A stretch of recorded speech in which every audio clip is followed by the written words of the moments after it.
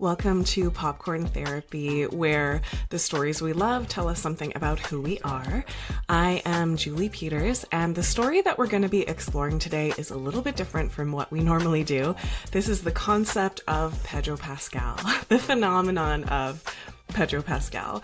I had a really wonderful conversation with Jeremy Johnston-Kaye about this concept, and we got into a lot of really interesting topics, including a feminist exploration of parenting from both of our perspectives. And when I was editing this episode, I was having trouble figuring out how to, because we talked for quite a long time, and I felt like the whole conversation was really valuable, but I needed to compress it down a little bit. So what I've done is I've separated it out into two conversations. So what you're about to hear is really focused on Pedro Pascal, the narrative of him as the internet's daddy, the internet's boyfriend, among other things.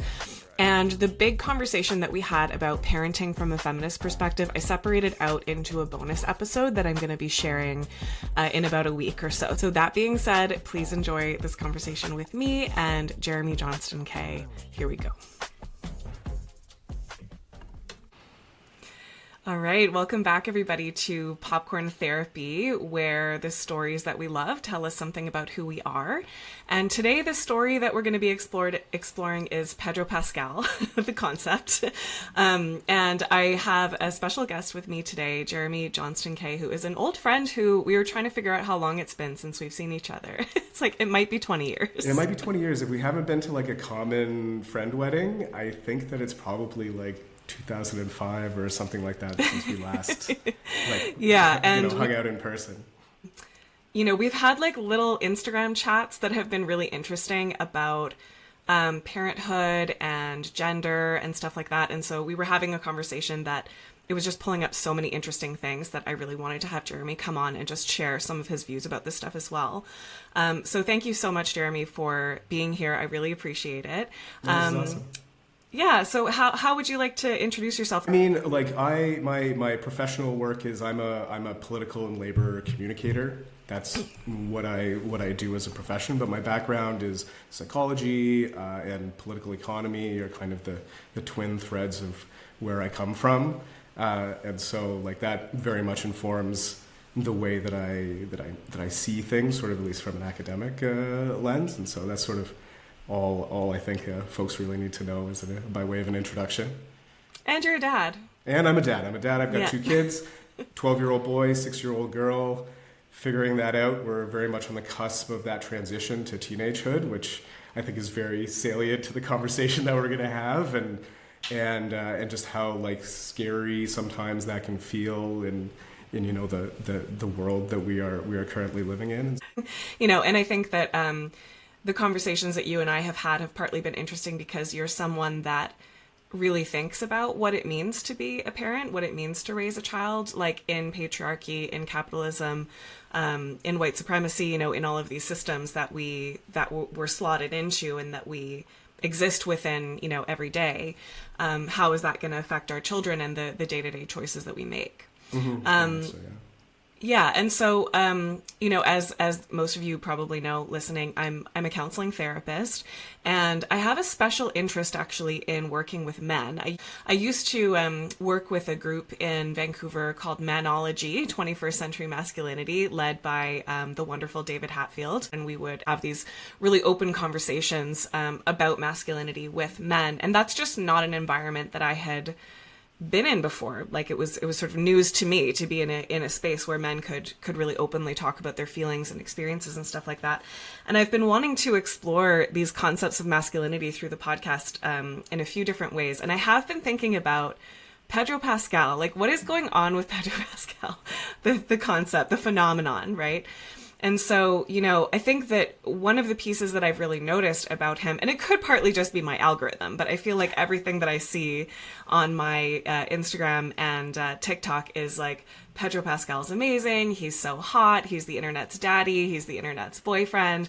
Everybody loves him. He's the ally. And I'm seeing a lot of this kind of, it feels to me like a lot of women who have been burned by men before have pulled Pedro Pascal forward as like the only good man in all of Sodom, as the story goes in the Bible, or the way that, Noah was. There's often in mythology, there's this story of like, if I can find one good man, if I can find one good person, I won't destroy the whole universe, right? And so I feel like Pedro Pascal is holding that right now. He's up on such a high pedestal that it feels like some of these folks would throw men out the window altogether, just like get rid of them, they're no good. But we have Pedro Pascal, who's a trans ally and a kind person and friends with his female, co-leads and whatever it is. So I found that narrative to be really fascinating around him. I think it is really interesting. I mean, it does beg a lot of questions. I mean, like not only about like the nature of celebrity and how these people end up sort of on these pedestals and things like that, but what it is particularly about the ones who get to enjoy these kind of like this status as being somebody who is seemingly really broadly well liked and respected across like large swaths of the population. And I mean, of course, like then the reaction. We live in such reactionary times that, what we're seeing, in little nooks and crannies of the internet about like this backlash against kind of thing is seemingly always going to be inevitable.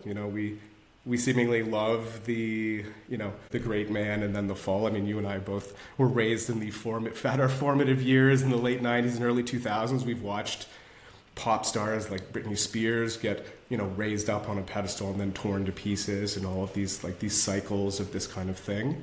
And I'm actually really interested to delve deeper into this, because there are a lot of interesting components of who he is and the work that he's chosen to do and those kind of things that I think do make him an interesting character study, and an interesting study for like, is he a really like good archetype for like what modern masculinity ought to be? And so and in that way it's very unsurprising that like figures from the right are trying to find ways to pick at it, because this is a masculinity that they are reactionarily opposed to. But I mean, yeah, it's an interesting figure. And I mean, I come at it from a different angle. I mean, like I'm like painfully cishet. And so like for me, like he's not interesting to me as like an attractive leading man, but he's like, and yet he still is interesting and appealing and all of those things, without me being like, particularly smitten with him like as a man. Yeah, I feel like he came into my my orbit through The Last of Us, and I think The Last of Us is interesting in the context of this conversation because he plays a father figure in that show, and it's this post-apocalyptic, zombie. There's lots you can say about Last of Us, but he in that show, he is very much an archetypally masculine man, in the sense of he's protector, provider, these sort of classic ideas of what a man should be, but on an extremely violent level, like so violent that, my husband wouldn't let me watch the last episode of the first season, because he had to kind of vet it for me to see, and he was like, don't, I'll tell you what happened, but like, you don't need to see this part, because I'm quite sensitive to that stuff, and I wanted to know what was going to happen with the story. But the extremity of the violence is very intense in that show. And so I've been curious if part of the reason he can be this alternative archetype of masculinity in his celebrity is because, he can be soft and he can be kind and he can have anxiety, he can be like an example of someone who has a mental illness that's relatable, because he has held these really masculine roles in Last of Us. And also, I haven't seen all of these, but Game of Thrones, Narcos, The Mandalorian, they're often these very violent, highly masculinized, masculine archetype kind of characters. Is that what allows him to have the freedom to be the only good man in Sodom, or whatever it is, to be the saving grace of masculinity in the post-Me Too era, where as you said, we've witnessed so many of these massive falls of celebrity, like Britney Spears and so on. But then within the Me Too context, there's also, you know, these men who, oh, this guy that you've been following for a long time and you thought was a good guy, turns out he's extremely evil, and he's, you know, it's heartbreaking. Like, a lot of us have been through that many times before. And so, you know, Pedro Pascal is being held in that moment right now, and I have been feeling quite nervous for him for that reason. Just that, ooh, if he's that high up, he's going to get kicked down, and how bad is it going to be? Like, we've been burned by that before, right? Totally. I mean, I think it's an interesting question. I mean, you pointed me in the direction of a book that I'm really interested in digging deeper into, which was BoyMom, and Ruth Whippman, I think her name was, her work on this. And I really liked her use of the term impossible masculinity. Me too, yeah. And it does, as you dig into and you watch and you see him interviewed and things like that, he does seem to straddle, like, in a way, like, you know, to oversimplify it, like the archetypal kind of like walking those lines that kind of represents what, like, you know, she would define as like the impossible masculinity, which is to be both hard and soft, to be both, like, you know, vulnerable but, you know, restrained, and all of these kind of like this nuance that seems to be articulated in various ways, but, you know, very difficult to cobble together as we try to define like what modern masculinity is. I first saw him in Game of Thrones, and where he played a philandering playboy as Oberyn Martell, who then, you know, met a very violent death. And but like, yeah, and then you know, Last of Us is like, you know, a tough Texan, I believe ex-service, you know, that kind of a role, and so I do wonder whether or not, like, by doing that, like, it gives him a pass with the people who still expect traditional masculinity. And so they're like, oh yeah, Pedro ticks those boxes, I'm comfortable with Pedro, he can be all of these other things, but it, like, you know, I like him because he was, you know, because he was tough in Last of Us, and I recognize that archetype of masculinity, and so I don't, you know, I just don't mess with the other stuff, but it's like, but Pedro's good because he did that, and he's, you know, in Star Wars. Yeah, so that book I heard about on an episode of Jon Favreau's podcast Offline, and that interview with Ruth Whippman was so, it was like quenching a thirst, I think, for me, that I had. You know, she talks about a lot of really interesting things, that concept of impossible masculinity. You know, there are a couple pieces in that interview that really have stuck with me, but one part is this idea that men should sit down and shut up, right? Like, let other people step forward and talk, but also silence is complicity. Yes. So if you're not speaking exactly the right things, then you're a villain anyway. So I feel like a lot of men feel like masculinity is impossible, right? It's like, how do I do this? And she also said something that I related to so much, which is that as a feminist, it can be really hard to talk about these things because you don't want to sort of speak forward to men and masculinity, and then people assume that you're, you know, on the right or in the manosphere, or like on the side of the incels or whatever it is. You know, I feel for myself very strongly feminist, but that has, I think, almost always included men, right? Like the idea that patriarchy harms everyone. It's not that men are the patriarchy and they're the ones that need to be, you know, made to shut up and sit down or whatever. It's that, like, let's look at how patriarchy affects all genders, you know, forcing that gender binary and then making men fit into these tiny little boxes that I feel like they must just feel so constricting, right? Oh, absolutely. And I totally agree. I mean, I was working on I had this idea that had been bouncing around in my head, and how the right had co-opted the language of freedom. And one of the places where I inevitably landed was masculinity and patriarchy. And I mean, like, you know, I perhaps lack the nuance to fully differentiate what is patriarchy versus masculinity, if, you know, masculinity is just the expression of manhood under patriarchy or whatever. But I mean, the truth is, like, as a man, and I think that this is where a lot of the tension that we're seeing right now, these unresolved tensions that we all feel, but without being able to give it voice, and without being able to identify what they are, they just remain these unresolved, nagging, societal voices in the back of their heads. I mean, there's like there's a line in a Tragically Hip song that like even babies raised by wolves know the fact that they've been used. It's like, I feel like this is an under thread that runs under all of it. And so some of that is capitalism, but like for men, I think part of it is this like the liberation of women has meant that women have through all the challenges and stuff like that, been allowed into so many new places and allowed to be so many new things from where they were and been allowed to occupy all of these spaces.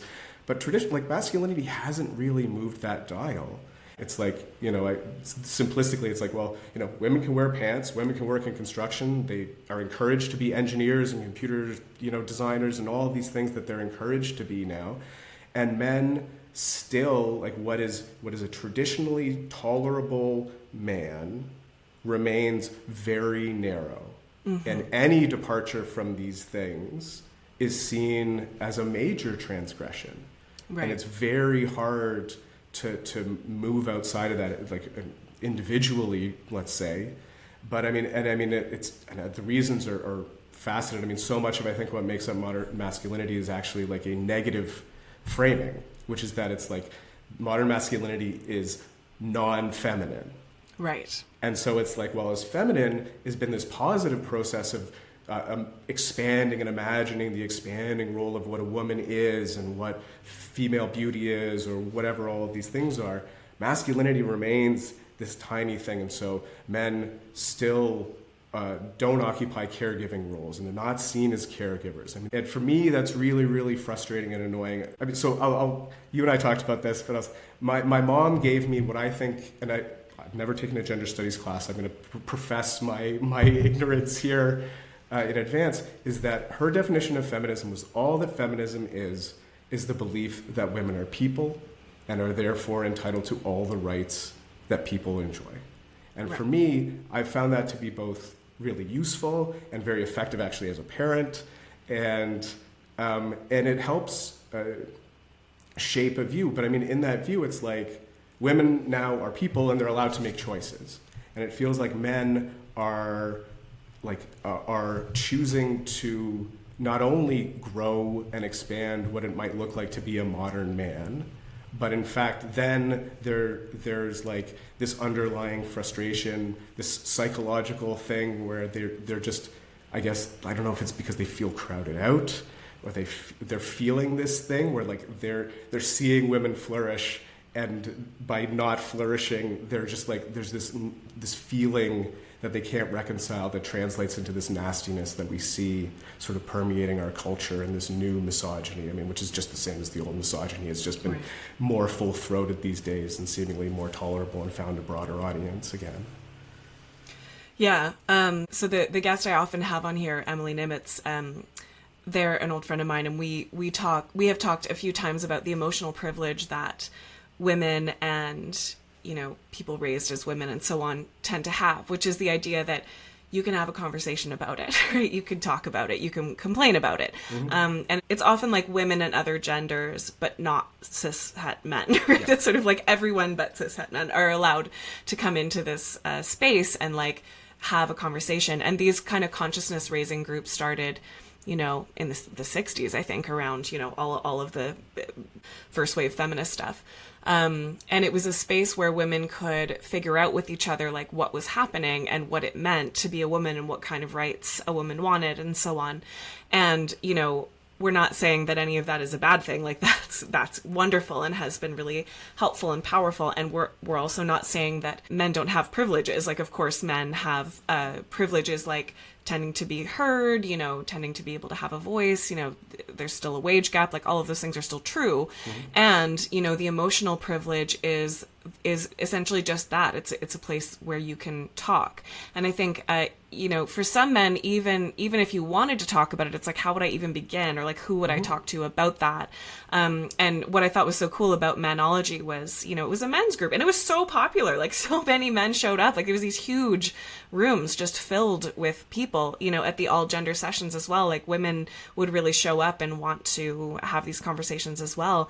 And I got the sense that there was like a longing, like a real yearning for men to be able to connect on that level. But where would they have encountered this before, right? Like, and I'm having some interesting times in my own family situation. I have 2 boys, and so of course this question of how to raise boys is a big question in my house, right? And my husband and I have had some very interesting conversations about, like, well, let's think about what our parents looked like and how they held gender roles and their parents before them. I do a lot of family system stuff in my therapy practice, and, you know, you often parent the way you were parented by default, right? Julie here, interrupting real quick just to let you know that I appreciate your support, and you're already supporting the show just by listening. And if you want to send some direct support, this podcast is just me. It's just me organizing, recording, editing, producing, all of that stuff. And it would be really wonderful if you wanted to send a little tip, a little offering my way. So you can go to juliepeters.ca/tip me. It'll take you to PayPal, where you can put in any amount you like.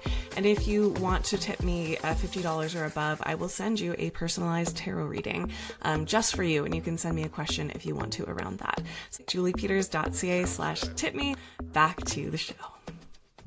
And this idea that mothers especially should be sort of subsumed into motherhood is very intense. Like, I don't know if you The Giving Tree, is that one that you have read? Or yes. So for those that don't know, the basic story is that there's a tree and a boy who loves the tree, and the tree gives the boy leaves to do something, and he goes and leaves and comes back and needs more, so she gives the branches, and then he leaves and comes back and he needs more, so she gives the bark, and so on, until she's a literal stump of her previous self, like a literal, stub of who she used to be, and he still sits on her stump, and that's how the story ends. And it's like, and that's love, like that's motherhood, that you should give absolutely everything you have until you are nothing, and that the person that you're giving to owes you nothing in return. And like, sort of like that, it can feel like that, I think especially with nursing, I find nursing just a bit of a mind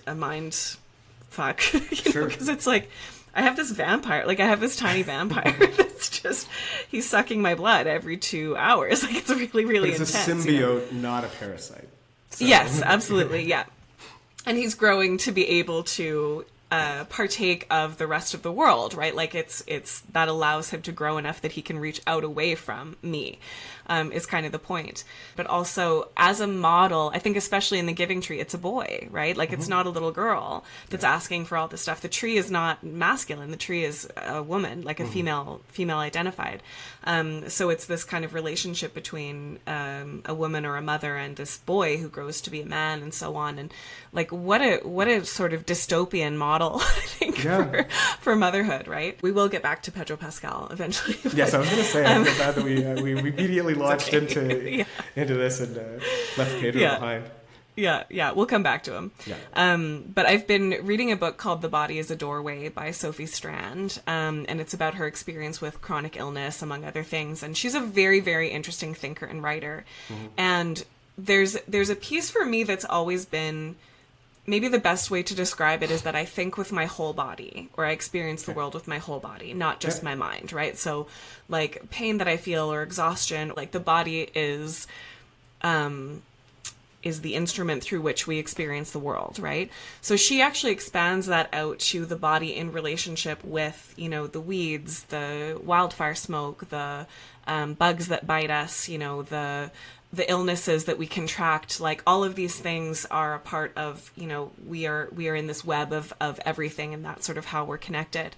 And so the reason I'm bringing that up is because I'm thinking about what you said around this idea of like the isolation that it can often feel like to be in the family structure, and this need to kind of go outside of that. I think there's something specifically about post-COVID where, I have these moments in my day-to-day life where I'm like, before COVID, did I worry about touching a door handle? Like, I can't remember, was I so aware? Like, I feel like I have this thing on my hand if I've touched a door handle, and like, it might be old germophobia, I don't know, but it's like, I kind of can't remember how my mind worked before that experience. And I think so many of us, like, we're not totally over that experience of global pandemic that, well, I feel like Last of Us, all of these movies that are about like pandemics, illnesses, the sort of zombie apocalypse thing, this idea that like, I remember in early COVID, this feeling of any other person is dangerous, right? Like anyone could be infected. Like in Last of Us, they call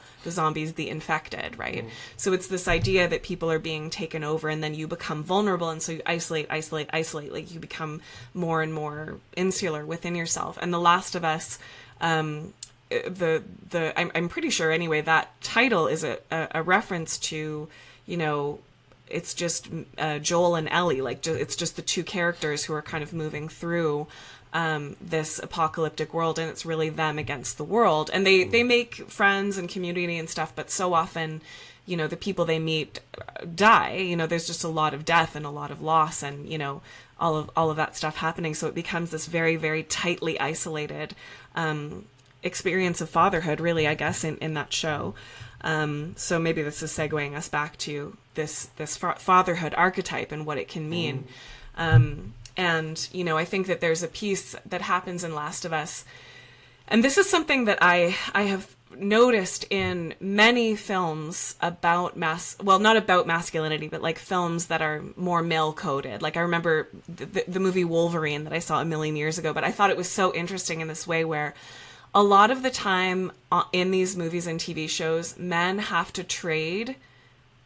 Like they can only have connection at the cost of their literal lives. Right. Like so much of the time, these male characters will have to die if they maintain a meaningful connection. So in Wolverine, I couldn't tell you too much about the plot, but I do remember this piece of like, Wolverine had an attachment to a young girl. It was like this fatherhood kind of thing, and he ended up dying like for her. I think like he had to sort of sacrifice his life for her. Like the cost of his vulnerability as a father and as a man was that like, okay, well, your story has to end here. Like there's no way that you can continue on and be like a loving father, right? And so I'm going to spoil Last of Us if anyone wants to fast forward like 30 seconds or whatever. But in the last season, there was this real tenderness that Joel, Pedro's character, was showing towards Ellie, Bella Ramsey's character.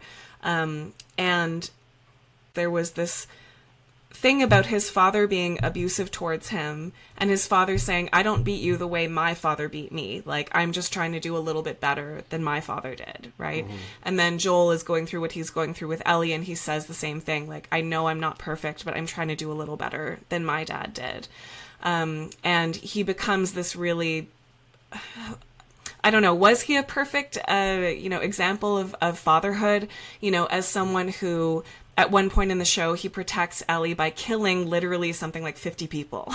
It's sort of like he kills like all these people in order to save her, which when you look at it, you're like, was that necessary? Like, could he not have had a conversation, to prevent this from like, I feel like there are other ways that could have gone.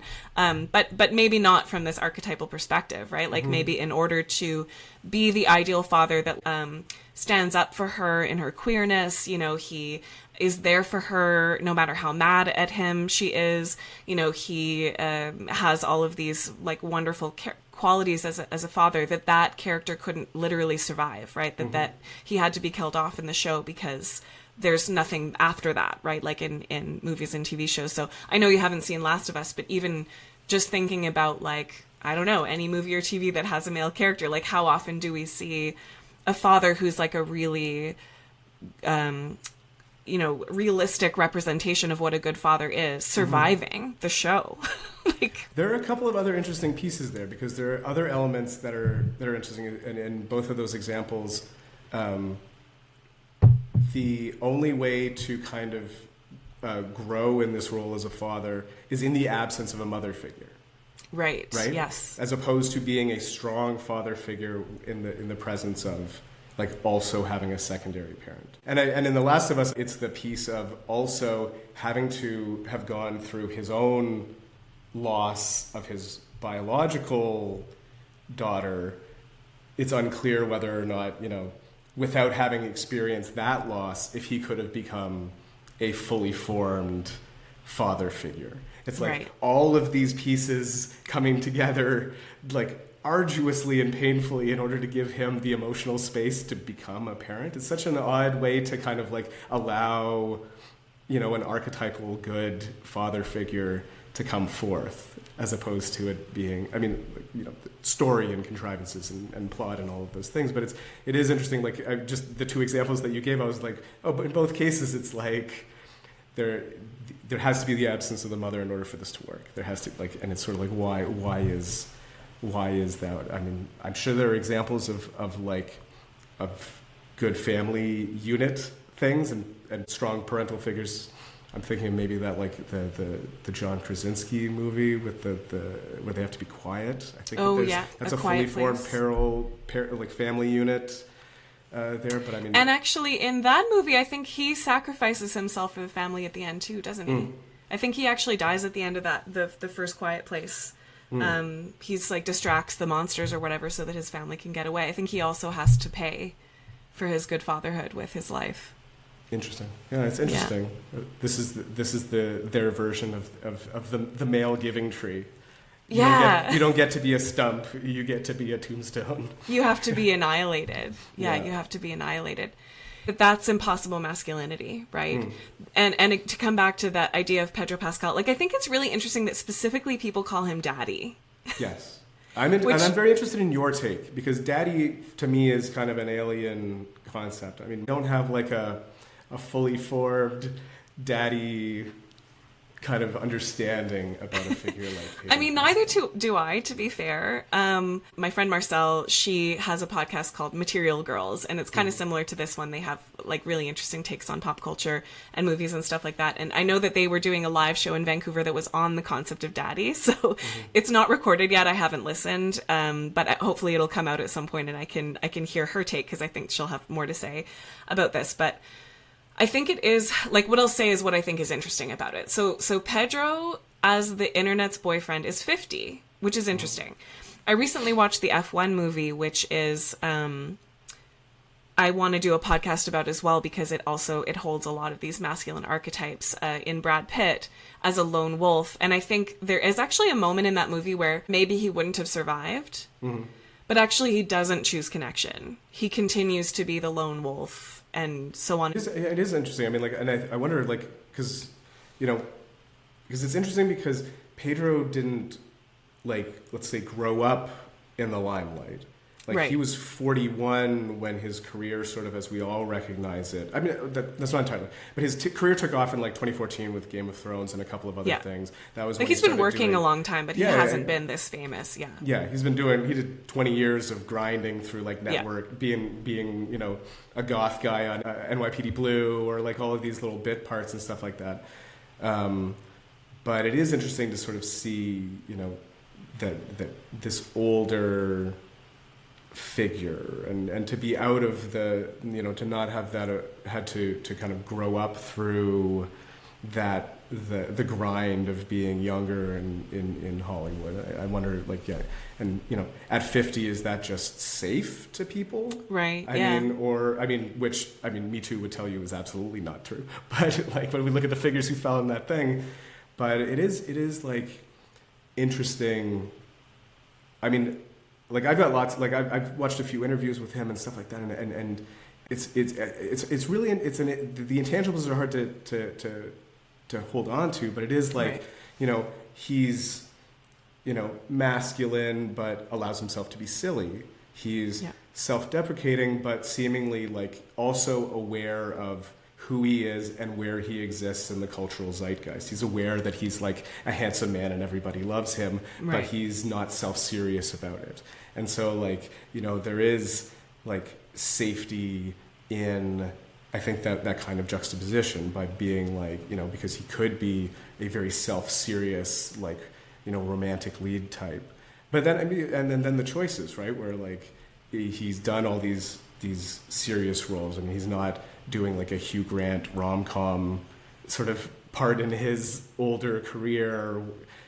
But he's choosing to be masculine, but also silly. I mean, I think of, like, the movie he did with Nick Cage, where he's just, like, kind of very silly in a way. I do wonder, because his background is really interesting to me as somebody who is, like, involved in progressive politics, and I wonder, you know, this attempt to backlash against him because of the way he interacts with his female co-stars, for example, which I think is really craven, and really there's nothing there.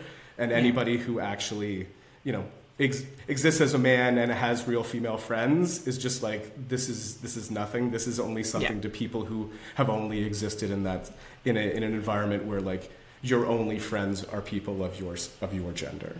Right. And it's like, and can't imagine friendships between sexes without having a romantic, entanglement as part of that. But like the fact that, he is very private. It's really, really weird to look at somebody and be like, I have no idea who you've ever been involved in a relationship with. And to be private in that way. And he's not over the top publicly political, although he has spoken out on trans rights, for example, which I think is really the controversy is coming which is why people started coming for him. And he did say something recently, sort of talking, I think, about the political zeitgeist in the States and things like that. But it makes total sense because, like his family was left wing, like they were on Pinochet's like enemies of the state list when Pinochet took over in Chile, and it's partially because they were left wing student activists at that time, but it's also, I didn't realize this, but his dad is actually an Allende, like a cousin to the socialist president of Chile. And so it's like, which is also, when you think about class and the interaction of class and how people are formed, that would suggest that, that his family certainly came from the upper class of society in Chile, and then, through becoming refugees essentially to the States, that would be a change in sort of like class. And I wonder the degree to which that transition potentially for their family in terms of status and things like that, like the impact that would have on a family, either like a humbling factor or those kind of things. And so it's a very interesting upbringing. But it leads me to the conclusion that like Pedro's probably just like legitimately in his bones progressive, and therefore sees women as people and is able to form real relationships. And I think that just bleeds through in the person that he is, and then the person that everybody gets to see. And by being comfortable enough to be authentic in public and letting kind of his values shine through, like I feel that there's something there. I'd be remiss if I didn't think that there was something to simply to that in terms of like what his appeal is. Yeah, and looking into the controversy a little bit, it sounds like there were some people on the right that wanted to find something wrong with Pedro Pascal. And when I first heard that there was some controversy, I was like, oh God, here it comes. Like he's going to come tumbling down, which I don't think is happening. It could still, I suppose, but the original, or one of the original comments was that he doesn't grope men the way he does women that he's with. And actually, that's not true. There's lots of evidence of him being affectionate with his male co-stars and so on. Yeah. And, there's maybe a little bit of a racial piece there as well. Like this idea that from a sort of white perspective, the sort of white layer of masculinity in North America, or, however it is that you want to think about it, men are also very insulated, and their bodies, like that an ideal male masculine body would be highly sexual with women, and that there would be a lot of sexual contact with maybe multiple women, but that like loving affection with maybe anyone else would not be allowed, right? Like hugging like your dad or your friend or your brother or whatever it is, that like that's comes back to that whole like fear of feminization maybe, or like, oh, that means you're gay or something like that. There's a real tightness around white masculinity, I think, in a way that in a lot of other cultures, it's much more common for men to like hug or hold hands or sort of have like more affectionate greetings that are not coded as sexual at all. It's just like how you can kind of be in the world. And so, it doesn't surprise me too much that if the controversy or the criticism is coming from the anti-trans right, that it would also be the white supremacist right. Yeah. Either overtly or subversion, like on the sub layer. It's hard to ignore it. The multitude of reasons that somebody might choose to dislike somebody showing themselves in public in this way. Yeah. Yeah, because it seems to be a very healthy like a really good version of like what masculinity ought to be, right? Which is, sort of, actually hitting many of those boxes of that sort of impossible masculinity, which is both being hard and soft and vulnerable and yet, together and all of those pieces, but also like open about it. I mean, talking about anxiety and those kind of things, and talking about anxiety and specifically acting in a manner that I think is like, unfortunately, gender coded for women, which is when you're anxious, you reach out to people that you're close to and you talk to them about things. Right. And I say that as somebody who's also guilty of sometimes just being my own therapist. and it's not normal. I mean, I was fortunate enough that a friend of mine who was going through some challenges reached out to me and was just like, I don't know how to find counseling in his area. His area is legitimately underserved. And I said, look, like, some of the things that you're saying sound similar to some of the things that I've gone through in my own relationships and things like that. And I would happily use my psychology background and my own personal experiences and the thing that I know about you and your partner to kind of like help you wrap your head around what it is that you're doing. And in fact, a lot of the things the most critical things that I felt like needed unpacking were actually gendered things.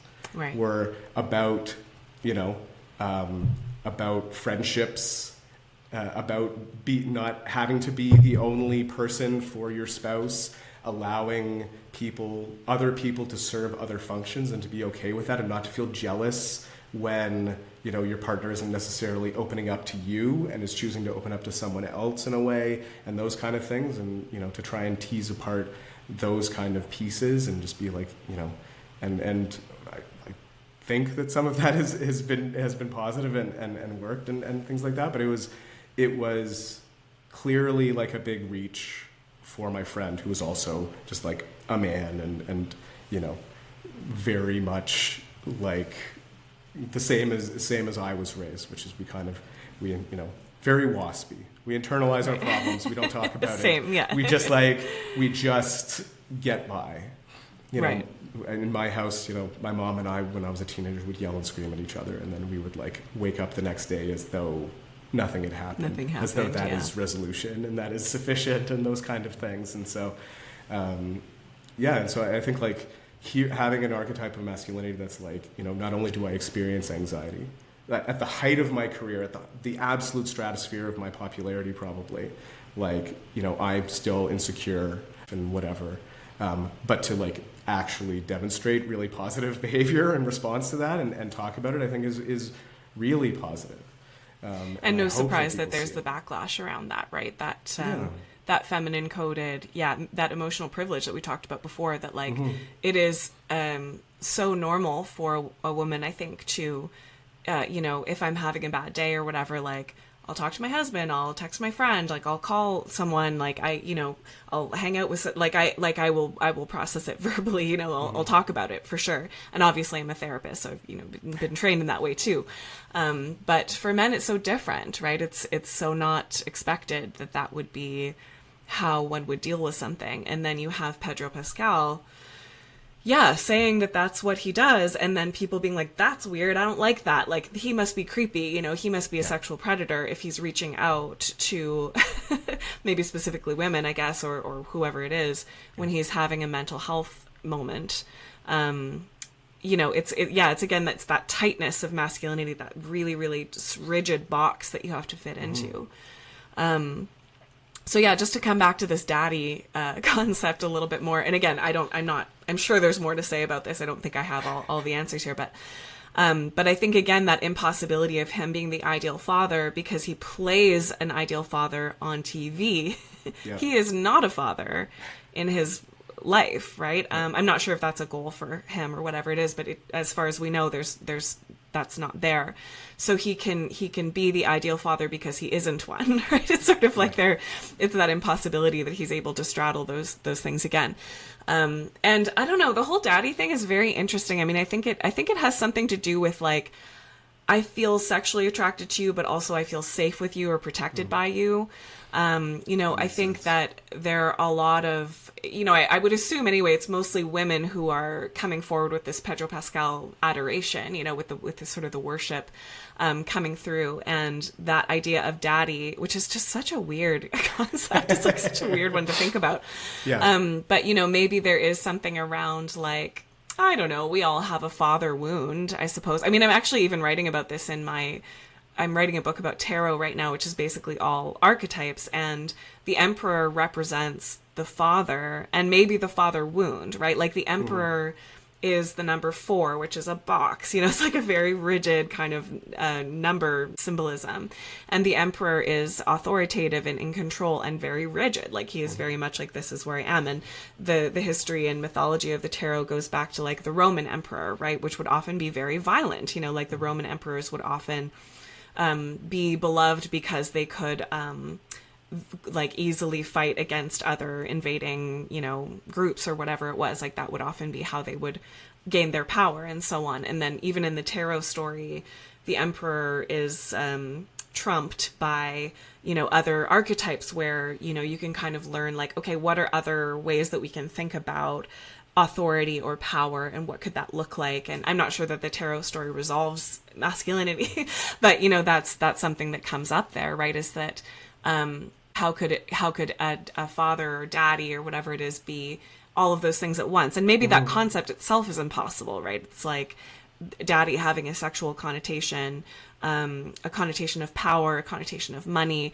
all of these things, and also the literal expression of father being something very, very different from that, right? Yeah, it's a weird, I wonder if it just is also like an expression of just like the absence of appealing male archetypes these days.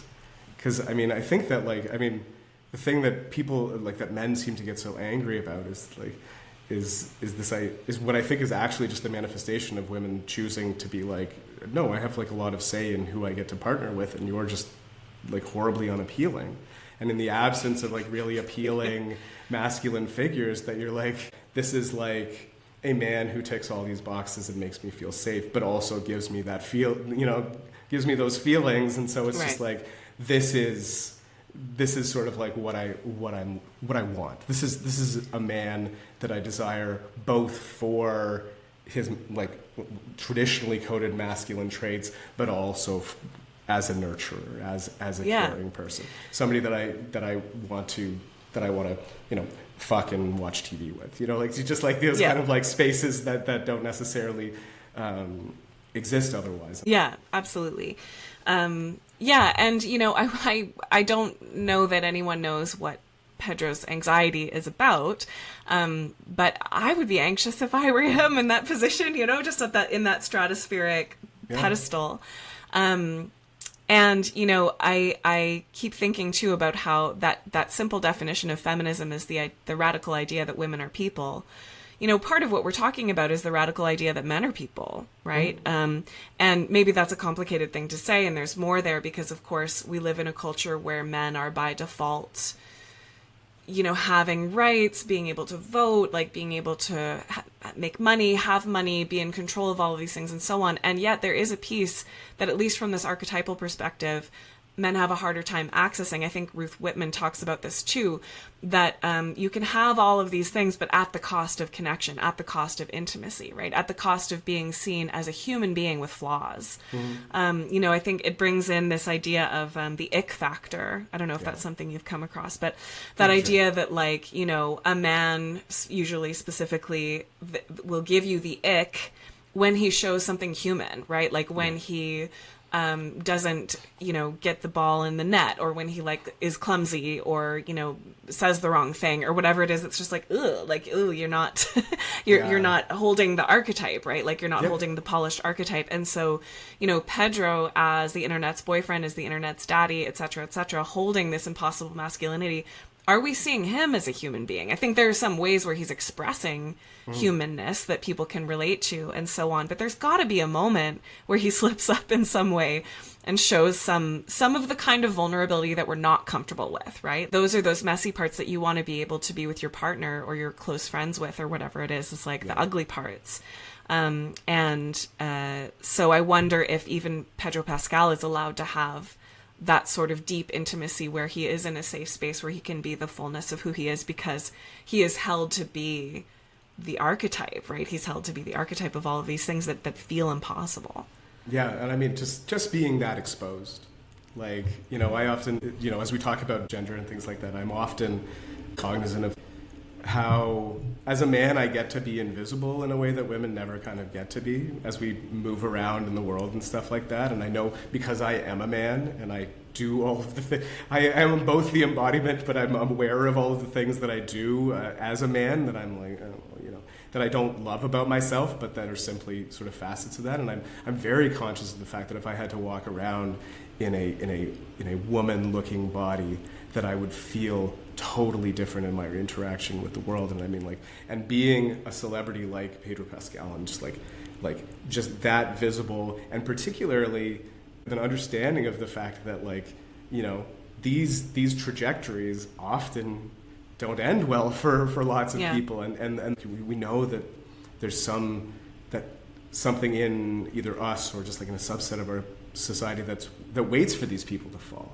There's this jealousy about status and celebrity and things like that people really glory in the decline, and in seeing people who are up high brought low, right? I mean, it's an ancient story, and so I do hope that something positive comes of having a popular celebrity figure who does seem to embody really many of the best attributes of what it is to be a man, and including like in the way that he presents himself. He presents himself in a way that is like that, while it is masculine, is very, like, you know, expressive, and his clothes are very flowy and sort of a showiness that is often not allowed or not comfortable for men.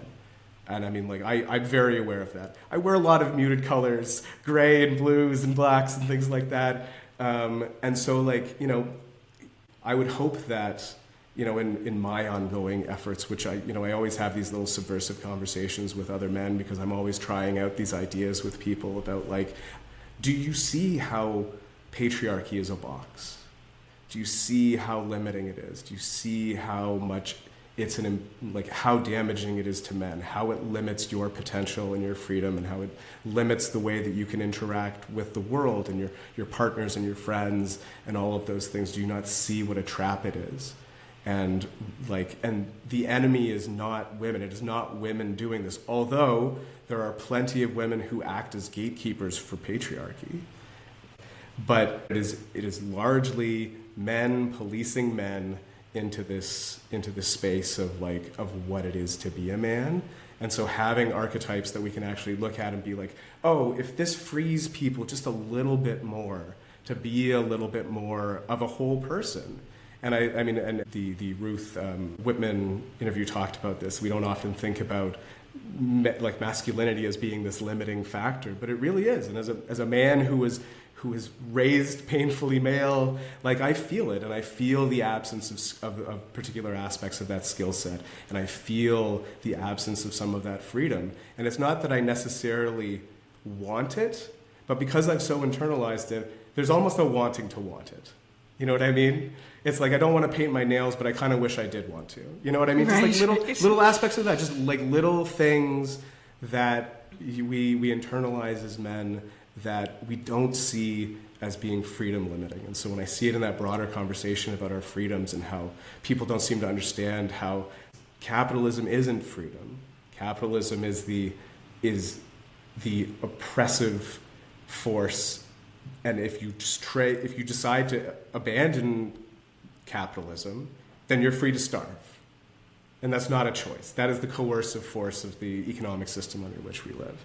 And the same is true of patriarchy, where it's just like, you can choose to be a different kind of man, but you're opening yourself up to all of these things: social isolation, the ostracization of your peers, with kids teasing and bullying and all of those things, which are still rampant. I'm shocked at, like, my son plays hockey.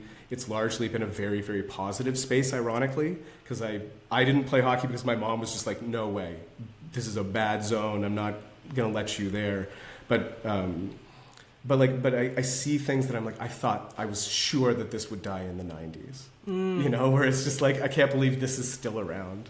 You know, I can't believe that, like, oh, that's so gay is still a thing. Is it? And you're oh, just God. like, oh yeah, and just like, and just all kinds of silliness and stuff like that. But it's Right. like, but I wish for more modeling of a different, more liberating version of masculinity. Yeah, like in his impossibility, can Pedro Pascal just stretch the edges a little for the rest of us, right? And in our sort of support of Pedro Pascal and what he's doing or whatever it is, hoping he doesn't have a too horrifying fall, that none of that has to be mutually exclusive with other feminist, you know, needs and supporting, you know, all of us being people, all genders being people. Yeah. And maybe we extend that out to like the weeds and the animals and the flocks and the wildfires being people too, right? It's like, can we expand this all out? Yeah. And speaking of all of this, I know that you have a dad thing that you have to do right now. Yes, we have kids in camps in different corners of the region and things like that. So Yeah, the dad school bus is about to leave. So, and again, I really appreciate you joining me for this conversation, because there is so much, right? Like there's so much to think about, and it's really valuable to be able to have this conversation with you, like for my own reasons, but I think also to be able to share this conversation out, because I think some of these things are hard to talk about, actually. They're hard to express and hard to, you know, think about and feel about and all that. So, I really appreciate you being here and having this chat with me. Well, thanks for offering. This was lovely. It was great to have this conversation.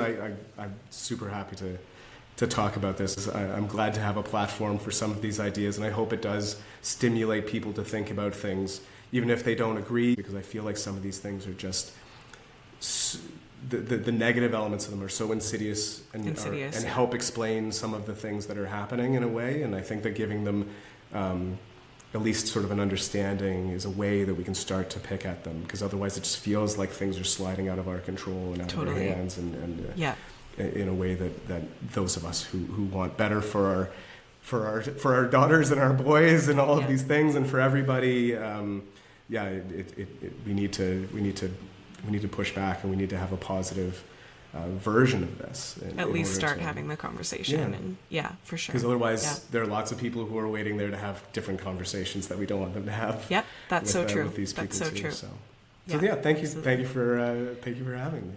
It was a real treat. So thank you so much, everyone, again, for listening to Popcorn Therapy with me, Julie Peters. And I would love to hear what you think. This is, for me, such a big and interesting conversation, and I'd love to hear your thoughts as well. Don't forget to like, subscribe, share this with a friend. If you would like to send a couple dollars to the show, that would be very much appreciated. You can go to juliepeters.ca/tipme and send the show, a couple bucks is great. If you want to send $50 or more, I'll send you a little personalized tarot reading just for you. So stay tuned for our next episodes. I'm hoping to get some more to you in the next little while. I've got some plans and looking forward to hearing from you. Thanks again for listening, and see you next time.